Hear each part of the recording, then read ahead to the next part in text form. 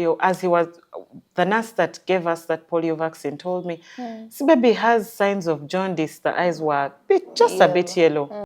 I said, please, what is going on? Explain. She's like, Madam, I'll talk to you later. Are you the mother? Shut the door behind you.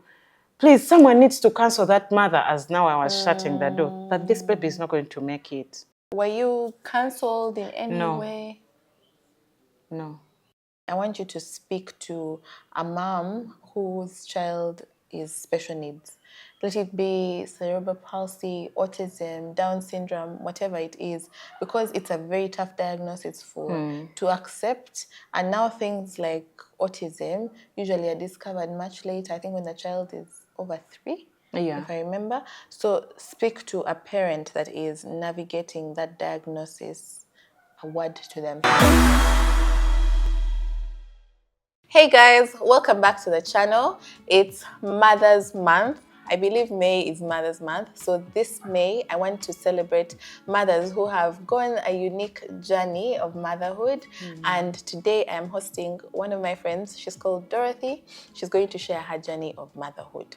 Dorothy, welcome to the channel. Thank you, Daisy. Thank you for hosting me. How are you? I'm okay. Super excited. Yeah. Finally. Yeah. Happy Mother's Day. Happy Mother's Day to you too. By the time this airs, Mother's Day will have been on Sunday. So happy Mother's Day. Thank you. Happy Mother's Day to you too. I want us to share on motherhood, our different journeys. So tell me, what has been your most defining moment as a mom? That's a strange one. I've never been asked. Yeah. My most defining moment as a mom for me was when I had Harvey. Harvey is my second child and last born as of now. According to your will. So yeah, for me that was my most defining moment because my first child had no issues. Smooth birth. Actually, up to today, she does not know cannulas. It's strange. So I think my most defining moment was when I had Harvey. Yeah. So tell us Harvey's story and why that was a defining moment. Why was it a defining moment? So I had Harvey on 4th January 2017. It was a Friday. So I gave birth to Harvey naturally, good progress with labor, everything.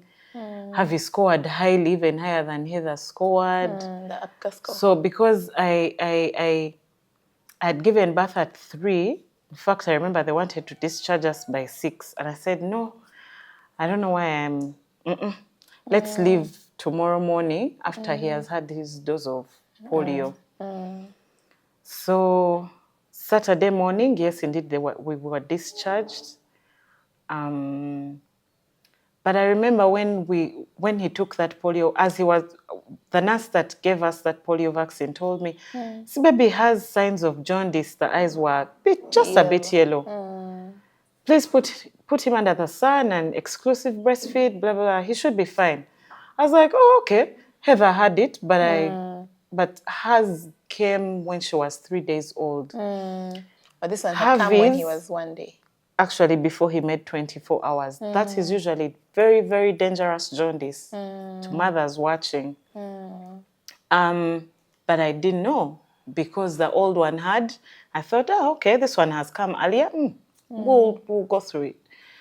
So I went home Saturday, Sunday, Monday. By the time on Monday, I realized this is going out of order.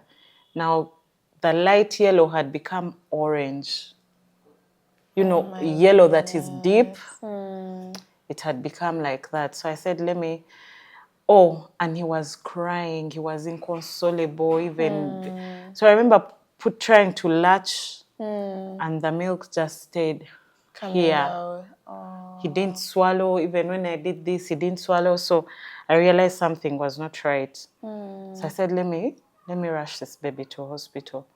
So I remember us calling my husband, come and pick us up. Because when I give birth, I'd go to my mother's house, come and pick us up. By the time he came to Gayaza, then us driving to Life Link and Tinder, now the baby's jaw had dropped Oh my goodness, he wasn't closing his He wasn't mouth. closing. Now the little science of biology coming all over, when people are going to die, jaw drops. So I called my mother and told her, I think I'm losing Harvey. So, but luckily we reached and found a good pediatrician who, upon looking at the child, did not have time to ask us any questions. All I had was, hello, is there an ambulance? Does it have an oxygen line? Emergency. I said, please, what is going on? Explain. She's like, madam, I'll talk to you later. So we entered the ambulance because that's where they'd taken the child. I remember asking the lady, no, Shizan actually, who asked, between Zambia and IHK, please choose. I said, which one is the best? And she said, she said, I think Zambia has a better NICU than IHK. I mean, this is 4 years ago. So we left, we said, let's go there. So we went to Zambia. So it's at Zambia, I think, I remember when they were receiving us, very many doctors were surrounding him at that point, you know, in a frenzy of sorts. So I said, what's going on? No one has told me what my child is suffering from. I left home thinking it was a mere, you know, fever. Was he crying? Was he? No, now at that point he was not crying. He was just there. Transitioning. Oh my goodness. So I said, no, I need some explanation. No one is telling me what's wrong with the child. So I remember a doctor saying, somebody needs to explain to that, and somebody needs to counsel that mother that their child is not going to make it. They were shouting that while you could Yeah, shouting at one hear. another, bring this, bring that. Then I kept finding, please tell me what's wrong. And then one of them, I think the last one that I kept bothering, told me, are you the mother? Shut the door behind you. Please, someone needs to counsel that mother, as now I was shutting the door, that this baby is not going to make it. I said, what? Okay, if he's not going to make it, please allow me to take one photo of him. This is day 3. So for me, I was like, okay, I've carried my child for 9 months, gave birth, been with him for 3 days. Let me take one last photo for closure. So, so I closed the door and cried. I remember now breaking down at that point. Were you there alone? I was there with my husband. I think my mother joined. I was in a daze. I don't even remember who came. So, but people, you know, started coming in, and also in the night, now after I had come down, I said, so I went and got the courage to ask the doctor, please tell me what is wrong with my baby. I forgot to mention that when we were in the ambulance, I noticed his head going backwards like this, the neck. So as I tried to bring it back to, so until now it was real stuck in this position and couldn't. Now it was stuck there. So I asked the doctor, what is wrong with my baby? And he told me, Google canicterus. Wow. He didn't even tell me the spelling of canicterus. He just told me Google canicterus. And then autocorrect. Yes. So I remember the things I saw on when I Googled canicterus. And Google gives you the extremes. I said, okay, so it's a brain damage. So what am I into? So I told my mom, Mommy, read about canicterus. That's what is happening to Harvey right now. Then it goes ahead to say chances of survival under canicterus is 2%. I said, oh, what are the chances? That my son is the 2%. Is in the 2%. And when the 2 survive, what do they look like? You know, will they become normal? So that was day 1. That was now Monday. So Tuesday, I think they thought he wouldn't make it to the following morning, but he made it. They put him under the incubator, blue lights, and that was it. Told me, don't touch this baby, don't breastfeed him, don't express, we're running only glucose the whole night. So I called all my friends that I know, pray. Yeah. I said, pray.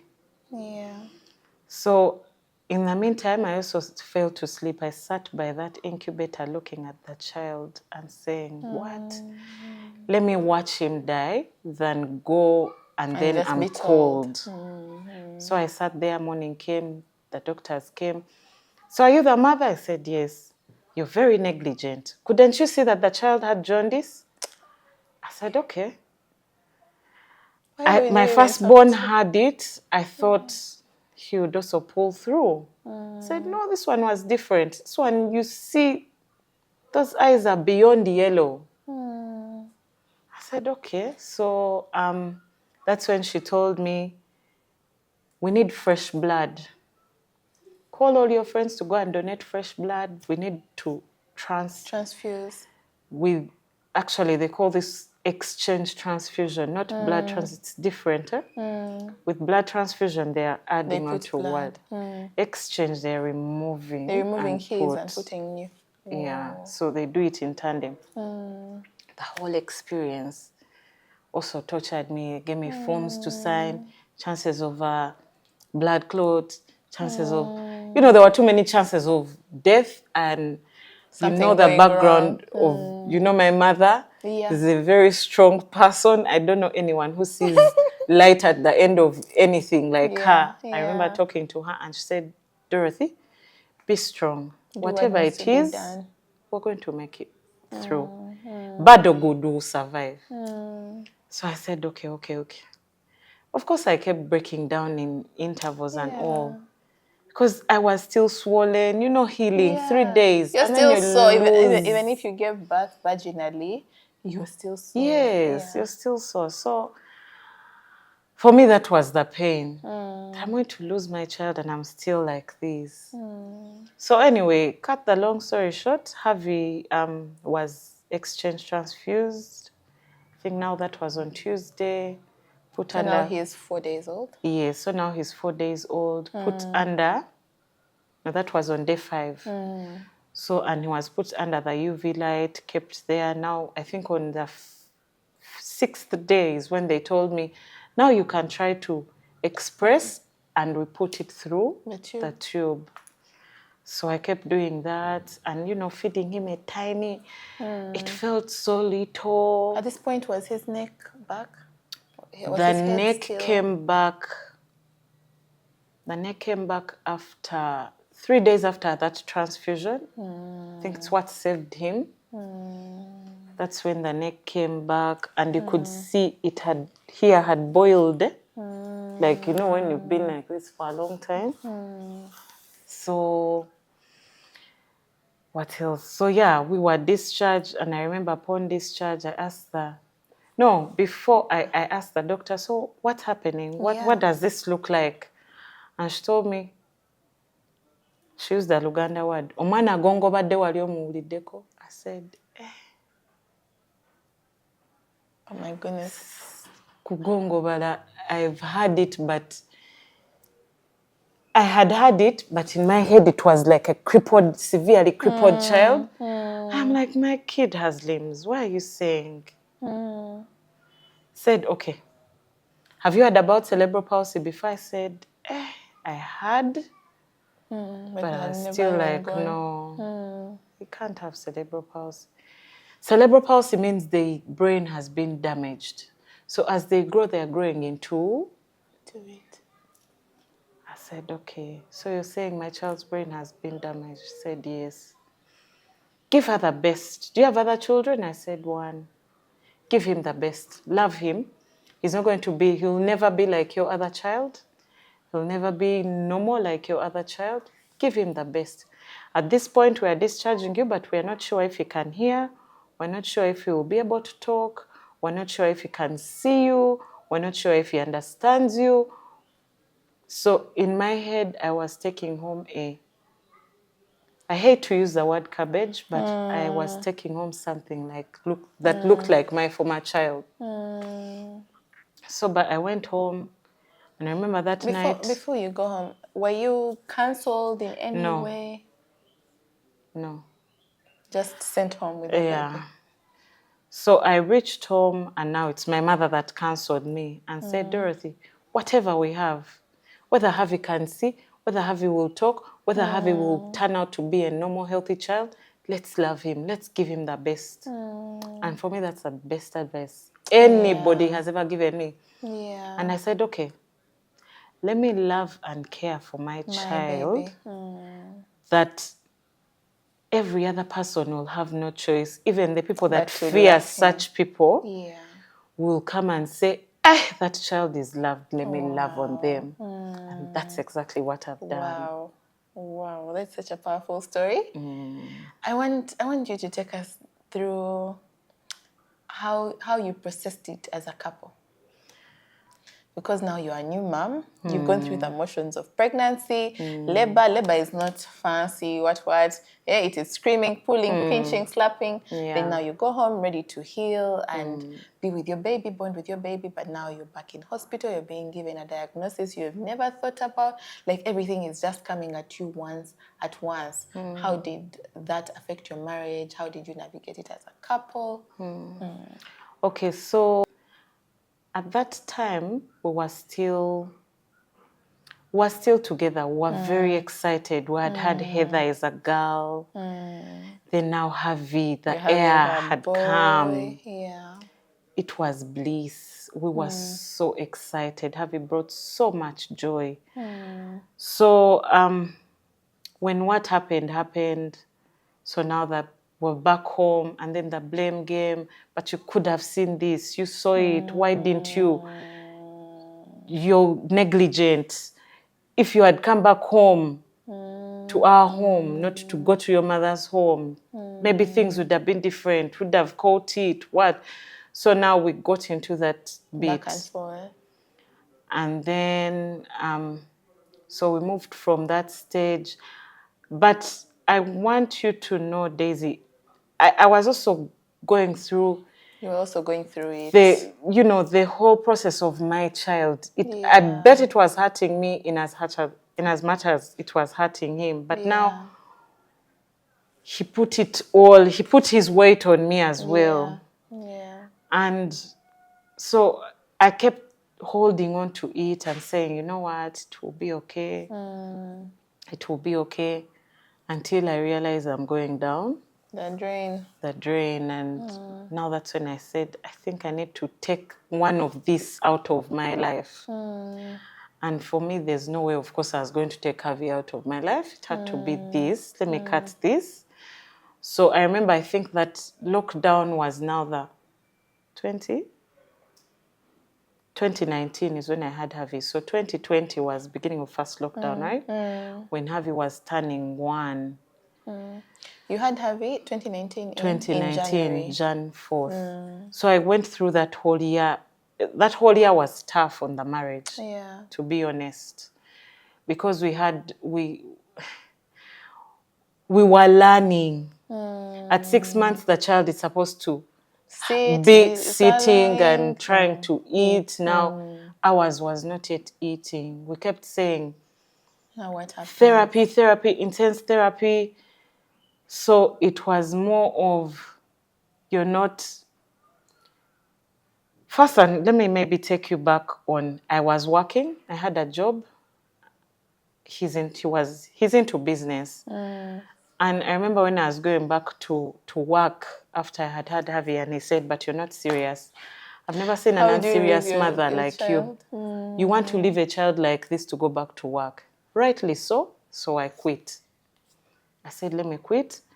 So I raised my child. Maybe by 6 months, I'll start looking for another job. Little did I know. I thought it was a small, short...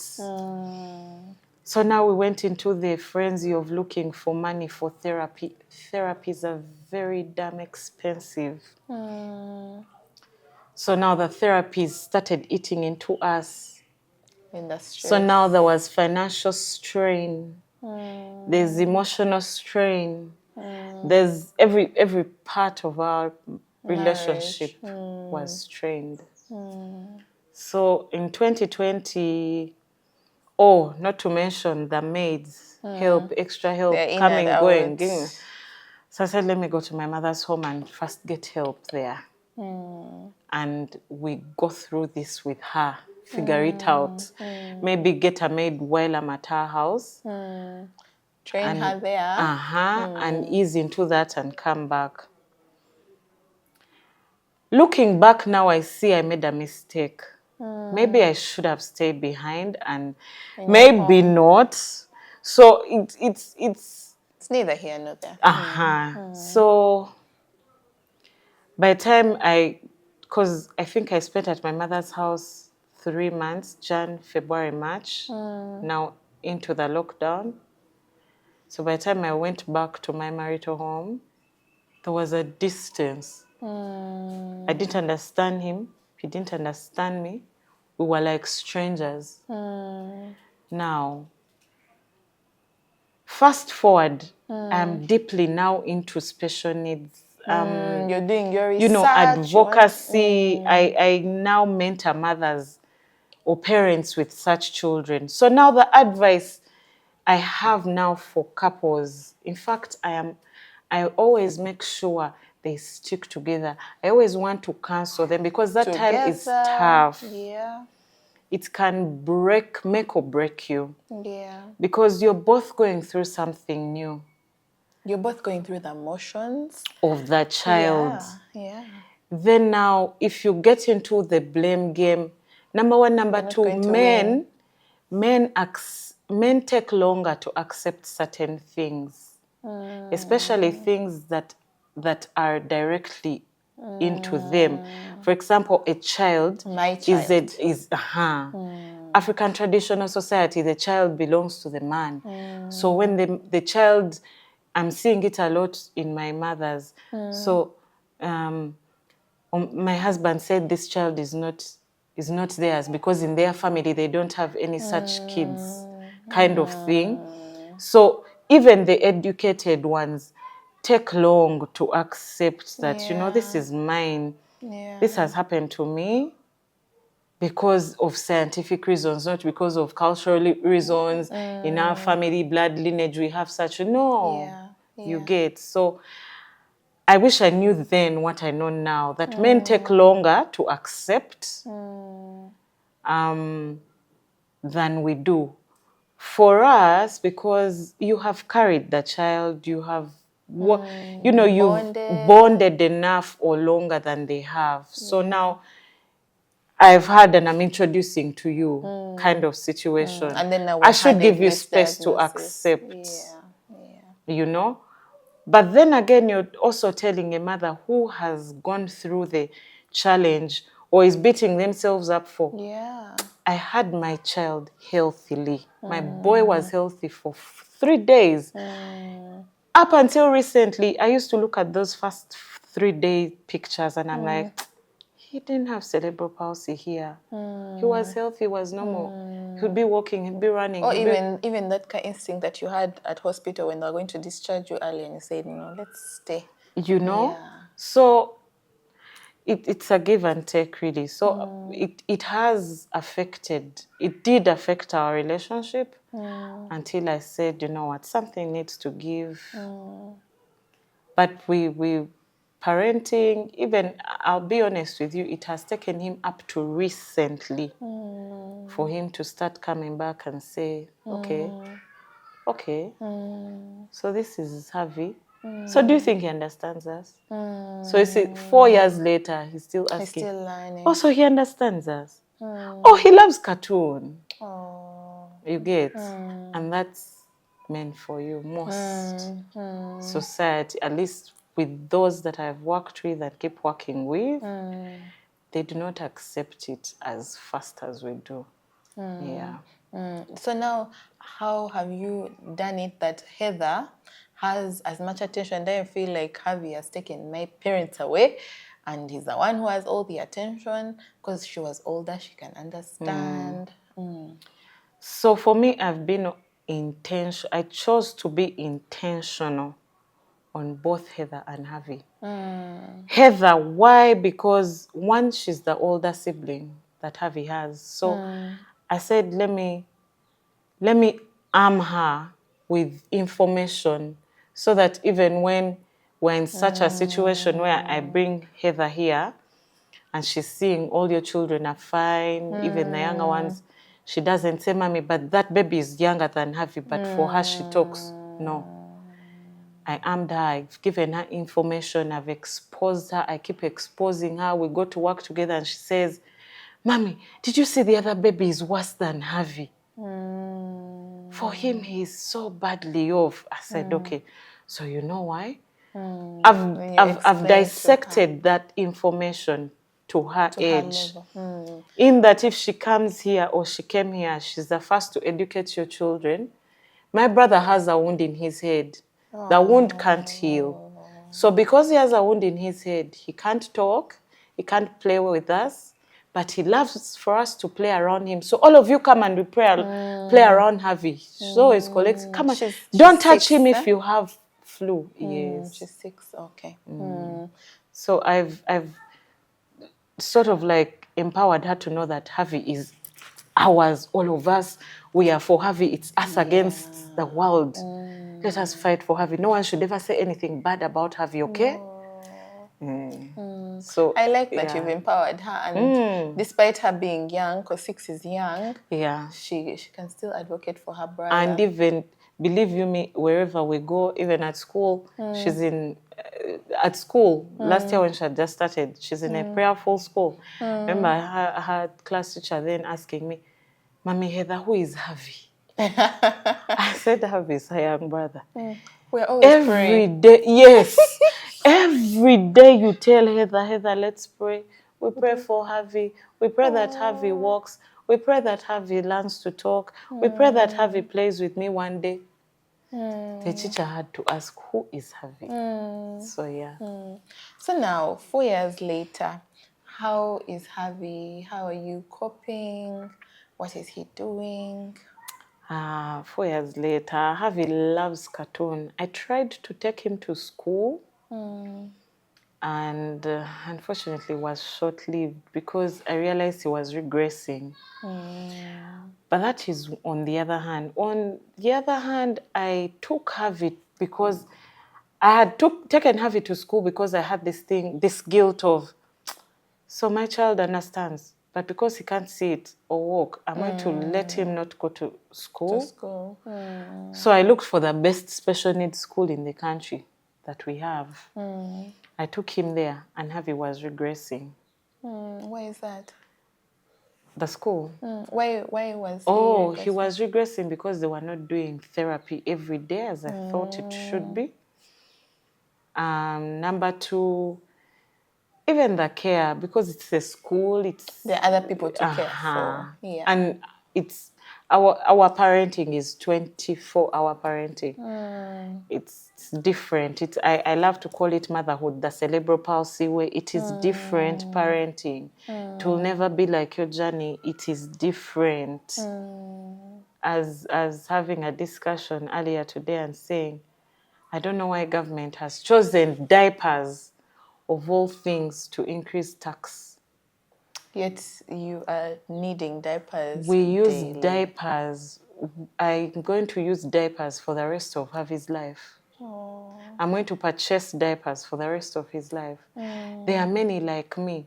Even right now, an adult diaper pack I think is I bought 80. one when I was going to give birth. Yeah, it's about that price. And of course, now you're a mother. You know the rate at which a child needs change is the same rate that Harvey needs. And an adult child who is special needs that is using them. But how many can afford 80,000 a pack, which you're going to use for 3 days? It's tough. Yeah. You know? So, yeah, I keep calling it Motherhood The Cerebral. It's unique. It's different. It's a different journey. I love how you took what you had been given into your stride, literally took the lemons and made lemonade. Yeah, I love that you have chosen the journey of working with moms and what. Do you want to tell us about that? So I remember when I was starting, when I now had gotten acclimatized to my motherhood journey, I said, let me give back. Let me look around me to see other mothers who are, going through, might be battling. Me, I have, by the way, Daisy, the most important thing in this motherhood is psychosocial support. Community. Because it would have been a very tough journey if I had been alone. But I have a very big group of friends. I remember when we're in the earlier days, would be in and out of hospital. But I remember whenever I would just tell just maybe Daisy, Daisy Harvey's admitted, Daisy will tell the whole world, or, you know, it would flood. Then before I know it, I only told Daisy. But now everyone is here. Dorothy, where is Harvey? Well, I'm bringing lunch. Dorothy, I'll sleep there with you in hospital. No, go home. We've made a timetable. Daisy's sleeping there on Monday. Sarah's sleeping there on Tuesday. You know, before I knew it, You had support. I had support. So I said, there are mothers out there. Who don't Marriage have has broken because of this child. They're not working because of this child. So they're not earning a living. Subsequently, they're melting down mentally. Let me look out and look for them. I stepped into an ocean. There are many. I am overwhelmed. There are very, very many. Very many times I reach out to my friends, please pick out your children's old clothes and give them to me. There are those that are always in, even just bed sheets. You give a mother a bed sheet and she'll thank you like you've given them I don't know what. A pack of diapers, you know. It's the seemingly small things that I've come to notice, okay. It matters. It matters. There are many more. Then those that I'm counseling over their relationship, because like I've said, I do not want this to happen to anyone else. I wish I had a Dorothy to tell you who had gone through it, because funny enough, the first time, most times when I meet a couple, somebody has recommended a couple that's on the verge because of breaking, because of a special needs child. And I tell them, I wish I knew then what I know now. I would have worked on my own healing in the same space with my husband and helped him heal. You know, he would have seen me heal. You did together. And you know, find his, and then we heal together along the way. Because now I am seeing he's there, he's getting there. But I wish I knew then what I know now. So yeah, I set out to purposefully, one, speak into marriages, and if I can cut that, then support the mothers. There are very, very many. I say mothers because, like I've told you, I have over 150 mothers in my cohort. Wow. You know, in my care, and about 120 of those are single mothers. Oh dear. That's so majority. it is big. It is big. That's why I keep saying mothers. Even fathers are there, but they're the few. You know? Even the few that are there, you're seeing they're holding it by the string. So it's tough. Also, what do you know now? Like, now that you have gone through this for 4 years, might you know what a new mom should look out for, or what causes it even? Because babies go through jaundice. All my babies have been yellow. We put them in the sun and they're okay. So what are the telltale signs that it's dangerous? To be honest with you, there are very many causes of brain damages in neonates, you know, New babies. For the jaundice aspect, I keep telling mothers, as long as baby is not yet 24 hours, you gave birth at 7 today, and by evening today you're seeing yellow in your baby, go tell the doctor to put the baby under that UV, for phototherapy. That is for the jaundice. But yet again, for me, if I had a baby right now, the first thing I would tell the doctor or ped, please draw blood and test for bilirubin levels. Let's not wait for signs, yellow eyes, but let's not wait for signs. Test. Now, that is on the other hand. On the other hand, I also keep telling people, when I see someone drinking wine, taking wine, and you're pregnant, I'm like, oh. Because anything could happen. I think it's sort of also now the conscience of, I've had a Be special needs careful. child. I'll treat that pregnancy like my life belongs, Depends on it. depends on it. But then again, there's also malaria. It could catch a child. There's meningitis. There's a lot of neonate meningitis. I don't know why. So there's so many things. Recently, I have one of my mothers. The baby fell down, a newborn baby fell down, but they didn't die, but they had an internal concussion. So now their baby looks like my baby, has cerebral palsy. So there are many causes. So cerebral palsy is majorly Basically, it's a brain damage. In layman language, it's a brain damage that subsequently affects motor skills. Yeah. Wow. Can you tell us how we can support you since you're now helping other moms on the journey here? Support is always welcome. Number one, first and foremost, I'm glad that this is a forum for mothers. Daisy, I'm hoping that you and your mothers one day should organize and you meet my mothers and we counsel one another, talk. Mothers are having motherhood, their journey on motherhood is taking a toll on them. Yeah. If we could have a day and just sit and talk to them, because I can't counsel. I've told you I stepped in an ocean. If we could have many that can, together we talk to them, have a day, come with your children's old clothes. If you have your children's old clothes, bed sheets, beddings, diapers, we need a lot of those things. Yeah. Every day, the need is there every day. Even when you get a pack and to spare, feel free to always send it to me. I'll always be very grateful. Okay. Beddings, because our children, now the kind of mothers I'm talking about can't also afford beddings. Remember now it's a rainy season. Sometimes they Things have one don't bed dry. sheet, things don't dry, Yeah. or they wetted it and Yeah. So beddings, diapers, please, any day I welcome those things. Okay. I'm going to share Dorothy's details in the description box. Now, Dorothy, lastly, I want you to speak to a mom whose child is special needs. Let it be cerebral palsy, autism, Down syndrome, whatever it is, because it's a very tough diagnosis to accept. And now things like autism usually are discovered much later, I think when the child is over 3. Yeah. If I remember. So speak to a parent that is navigating that diagnosis, a word to them. Okay. Number one, accept.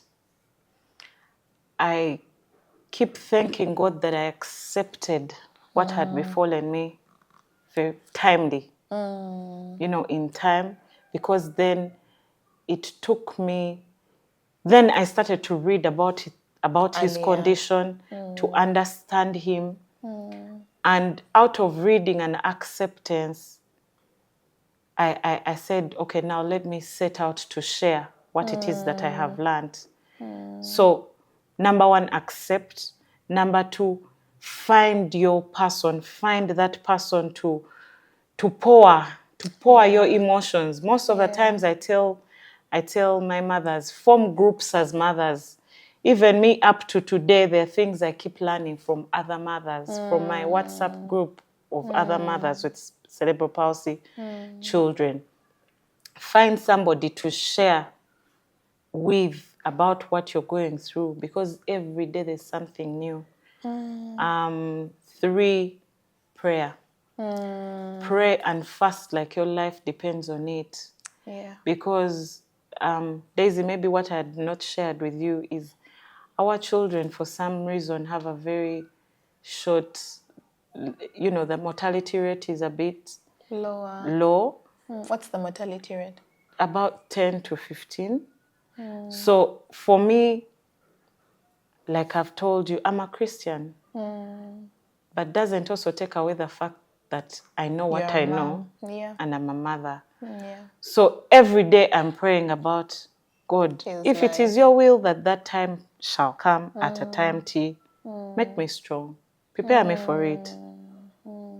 You know? Because it's going to come. So always surround yourself with, have that one person. Let there be an activity, especially for that mother that's just starting this journey. Find something where you pour your emotions. If it is writing, write. If it is reading, read. If it is, church, go to church. But find something. Find an emotional escape. Yeah. For me, I find that having an emotional escape has been a very good source of, rejuvenation. I'll go pour there, and then by the time I come back to Harvey, I'm You're rejuvenated. full. Yeah. I'm ready to pour into him. Yeah. I'm ready to love him. Yeah. And our children can tell that they are loved. Yeah. And the most important part is love the child. You can tell that a child is loved or not, especially with our special children. You can tell they are loved or not. You see, those are the children you find that are severely malnourished. Those are the children you find it's a special needs child, but they shouldn't be dirty. Even if it calls for you to change them every 30 minutes. If you love them, you'll do it. Yeah. So by that, as a mother or caretaker, you have to find somewhere to put your emotions, an emotional escape, I love to call it, so that you refill and come back and pour into your child. And I think that goes to even every mom. Yeah. But I think more so you who has... Because it always eats at you. You're always saying, why me? Then you look at Daisy and you're like, Daisy has a 4-year-old. My child would have been like that. I know mothers who start to hate now, like, if I know Daisy has a 4-year-old, I'll hate you. I'll avoid you. I will, because every time I'm with you, you'll talk about your child. Can you imagine today, Hanela did this, and I'm like, that's what my child would have been doing. Yeah. Why is she telling me? Is she trying to spite me? Yeah. Yeah. If you don't have that emotional escape. And also for the mothers that are raising neurotypical children, please Neurotypical children are the ones who hit the milestones as they should, right? Yes. I don't say normal. I also don't like the word, but for better understanding. So even for those mothers that have neurotypical children, and fathers alike, love on to people. Find someone to pour into. We always need people. And stop asking people. Stop asking the person if you know what they're going through. So what are they doing? Are they crawling? It comes off spiteful. Yeah. Are they sitting? Mine is sitting. Do this. I know someone's child who did this. By the way, I've come to realize unsolicited advice. Yes, I've come to realize that, first of all, as special needs mothers, I'm already embracing my thing. Okay, trying to embrace. Now, when you come and you with that energy, I think that's why, you're making it worse. Off balance. Yeah. Dorothy, thank you for sharing your journey. Thank you for sharing your story of motherhood. Honestly, it has opened my eyes to many things that I didn't know. And I know that it has also opened your eyes.